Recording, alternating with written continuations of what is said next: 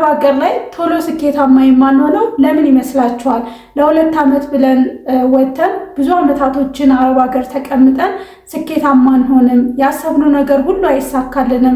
ብዙ ገንዘብ አንይዝምና ለምን ይመስላችኋል? ለምን እንደሆነ በዛሬው ቪዲዮ እነግራችኋለሁ ማለት ነው። እነዚህን 5 ነገሮች ከማድረግ ከተቆጠባችሁ እመኑኝ ቶሎ ስኬታማ ትሆናላችሁ ማለት ነው። እናንተ ከነዚህ 5 ውስጥ እናንተን ስኬታማ ያላደረጋችሁ ወይም ደግሞ ወደኋላ እየጎተታችሁ ያለው ነገር የትኛው ነው? ኮሜንት ላይ አስቀምጡልኝ ማለት ነው። አንተ ለምንድነው ሰብስክራይብ የማታደርጉት? ሰብስክራይብ አድርጉ። እንዲሁም ደግሞ ቪዲዮውን በላይክ ጀምሩት ማለት ነው። አሰላሙ አለይኩም በድጋሚ ተገናኝተናል። በሀገር ላይ ቶሎ ስኬታማ የማንሆነው የመጀመሪያው የአብዛኞቻችን ችግር ነው ብዬ አስባለሁ። ሁሌም ለሰዎች ነው የምንኖረው። ሁሌም ሰዎችን ለማስደሰት የሰዎችን ጎዶሎ ለመሙላት ነው ራሳችንን ትተናል። ለሰዎች ነው የምንኖረው። ይህ ደግሞ ቶሎ አረብ ሀገር ስኬታማ እንዳንሆን የሚያደርገን እድሜያችንን፣ ወጣትነታችንን፣ ብዙ ነገራችንን ዋጋ የሚያስከፍለን ነገር ነው ማለት ነው። ይሄ ደግሞ በጣም የተሳሳተ ነው። ቶሎ ስኬታማ መሆን የምንፈልግ ከሆነ ቤተሰቦቻችንንም ስንረዳ በስነ ስርዓቱ ማንንም ይሁን መርዳት ያለብን ሰው ስንረዳ በስነ ስርዓቱ መሆን አለበት፣ በገደብ መሆን አለበት።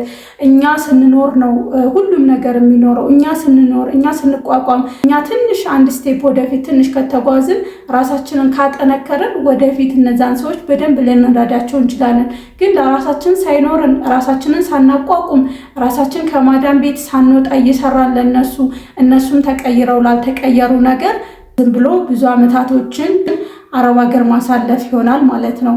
ስለዚህ ውዶቼ መጀመሪያ እናንተ ራሳችሁ መቋቋም አለባችሁ። ለሰው የምትኖሩትን ነገር መቀነስ አለባችሁ። ሌላኛውና ሁለተኛው ደግሞ ስኬታማ እንዳንሆን የሚያደርገን ነገር ምንድነው? አብዛኞቻችን እቅድ የለንም። ወደ አረብ ሀገር ስንሄድ ዝም ብለን ነው በቃ ይሄ የተበራራ በቃ ግልጽ የሆነ እቅድ የለንም። ስለዚህ እናንተ ቶሎ ስኬታማ መሆን የምትፈልጉ ከሆነ እቅድ ሊኖራችሁ ይገባል። በቃ በስነ ስርዓቱ የ1 ዓመት ደሞዛችሁ ስንት እንደሆነ አስልታችሁት ያንን ደሞዛችሁን ምን ማድረግ ትፈልጋላችሁ? ምን መስራት ትፈልጋላችሁ? ዝም ብላችሁ መላክ መጠራቀም ሳይሆን የሆነ ነገር እንኳን ለምሳሌ መስራት የምትፈልጉት ነገር ቢኖር እንኳን ያንን እቀዱበት። ምን ያክል ገንዘብ ያስፈልጋችኋል? ምን ያክል አረብ ሀገር ብትሰሩ ያንን ያቀዳችሁትን ነገር ታሳካላችሁ? ለምሳሌ ቤት መስራት ሊሆን ይችላል። አብዛኞቻችሁ ቤት የመስራት አላማ ነው ያላችሁ ማለት ነው። ቤት ለመስራት ምን ያክል ጊዜ ይፈጅባችኋል? ስንት ዓመት ብትሰሩ? የስንት ወር ደመወዛችሁ? እያንዳንዱ ነገር ለቤተሰብ ምን ያክል ብትሰጡ፣ እናንተ ደግሞ ምን ያክል ብታጠራቅሙ፣ ለእናንተ ምን ያክል ወጪ ብታወጡ፣ ግልጽ እቅድ ከኖራችሁ ዝም ብላችሁ በደፈናው አትኖሩም ማለት ነው። የሆነ ስኬታማ እንዳትሆኑ የሚያደርጋችሁ ሁለተኛው እቅድ ስለሌላችሁ ነው። ከአሁን ሰዓት ጀምሮ ግን እቅድ ሊኖራችሁ ይገባል። ጻፉት። የምትፈልጉትን ነገር የምትመኙትን ነገር መጻፍ አለባችሁ ማለት ነው። ሌላኛውና ደግሞ አብዛኞቻችሁ በዚህ ነገር ላይ ተጠቂዎች ናችሁ። በተለይ ጠፍታችሁ የምትሰሩ ማለት ነው። እሱ ምንድነው? ከኦንላይን ላይ የማይረባ እቃ ተሰበስባላችሁ ማለት ነው። ሁሉ አማሬ ናችሁ። ያያችሁትን ነገር በቃ ቲክቶክ ላይ ያያችሁትን የትም ቦታ ያያችሁትን ነገር ከኦንላይን ላይ እቃዎችን ትሰበስባላችሁ ማለት ነው። እንደ ቀልድ ሳታስቡት 2000 3000 ወር ሙሉ የሰራችሁበትን ምንም ሳታስቀሩ ልጠሉበት ትችላላችሁ። እንደዚሁ በአንዴ እኮ አይበቃችሁም። ነገም ዛሬም እያላችሁ እጃችሁ ላይ ገንዘብ የለም። እጃችሁ ላይ ያለው የማይረባ ኮተት እቃዎችን ስለምትሰበስቡ ነው ማለት ነው። ስለዚህ ከዛሬ ጀምሮ ኮተትን መሰብሰብ ማቆም አለባችሁ ማለት ነው። ልብስ፣ ሻንጣ፣ ቦርሳ ሰብስባችሁ 3 ዓመት 4 ዓመት ሻንጣ ውስጥ ካስቀመጣችሁት ሻንጣውን ቦርሳውን ፌል ያደርጋል፣ ልብሱን ፌል ያደርጋል።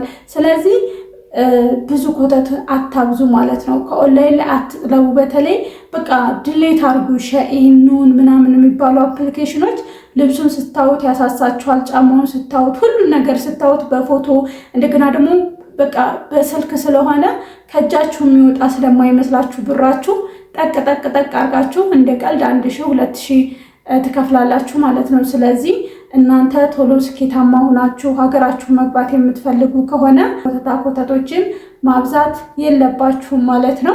ሌላኛውና አራተኛው ይሄ ጠፍታችሁ ለምትሰሩ ነው። ቶሎ ስኬታማ የማያደርጋችሁ ነገር ምንድን ነው? ስራ ታማርጣላችሁ። ኢጃዛ ቤት 1 ዓመትም 7 ወርም 6 ወርም ትቀመጣላችሁ። በቃ ይሄ ካልሆነ እንደዚህ ካልሆነ እያላችሁ ስራ እያማረጣችሁ የሰራችሁበትን ደግሞ 3 ወር 4 ወር እንኳን ተሳክቶላችሁ ብትሰሩ የሰራችሁበትን መልሳችሁ እየበላችሁበት ትኖሩበታላችሁ ማለት ነው። ስለዚህ እናንተ መለወጥ ከፈለጋችሁ ስኬታማ አረብ ሀገር በመሄዳችሁ ስኬታማ መሆን ከሆነ ስራ መምረጥ የለባችሁም። ያገኛችሁትን ስራ መስራት አለባችሁ። እንዲሁም ደግሞ ጠፍታችሁ የምትሰሩ ብዙ የስራ አማራጮች ይኖራችኋል።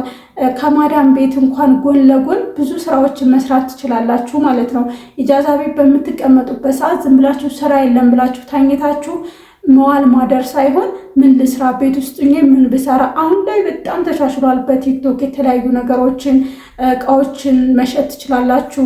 ባለሙያ ከሆናችሁ ደግሞ ምግቦችን፣ የተለያዩ ነገሮችን እናንተ የምትችሉትን ነገር ወደ ገንዘብ መቀየር ስለምትችሉ ተኛታችሁን ትታችሁ ኢጃዛ ቤት ስራም ካጣችሁ ስራ ለመፍጠር ሞክሩ። ዩቱብ መስራት ትችላላችሁ። ዩቱብ ገንዘብ ያስገኛል። ስለዚህ ዝም ብላችሁ ስራ የለም ብላችሁ ተኝታችሁ አትወሉ አትደሩ ማለት ነው።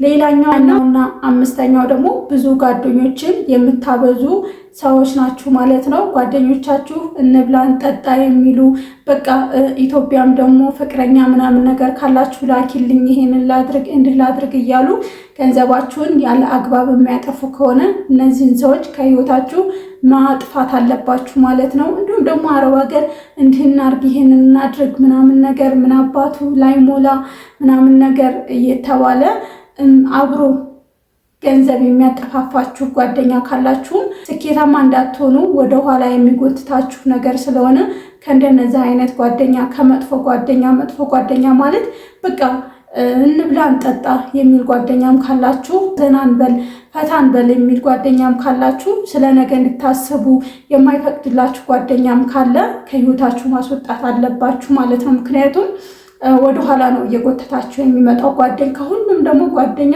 በጣም ነው ወደኋላ የሚጎትተውና እነዚህ 5 ነገሮች ናቸው ቶሎ አረብ ሀገር ላይ ስኬታማ እንዳትሆኑ ወደኋላ እየጎተታችሁ ያሉ ነገሮች እነዚህ ናቸው ማለት ነው። የእናንተ የትኛው ነው ከነዚህ ከ5 ውስጥ እኔን ወደኋላ ያስቀረኝ ቶሎ ስኬታማ እንዳልሆን ገንዘብ እንዳልይዝ ያደረገኝ የትኛው ነው ብላችሁ ታስባላችሁ?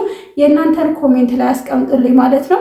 በሌላ ቪዲዮ እናንተን ይጠቅማል ያስተምራል ብዬ ባሰብኩት እስከምንገናኝ በያላችሁበት ሰላማችሁ ይብዛ። ባይ ባይ።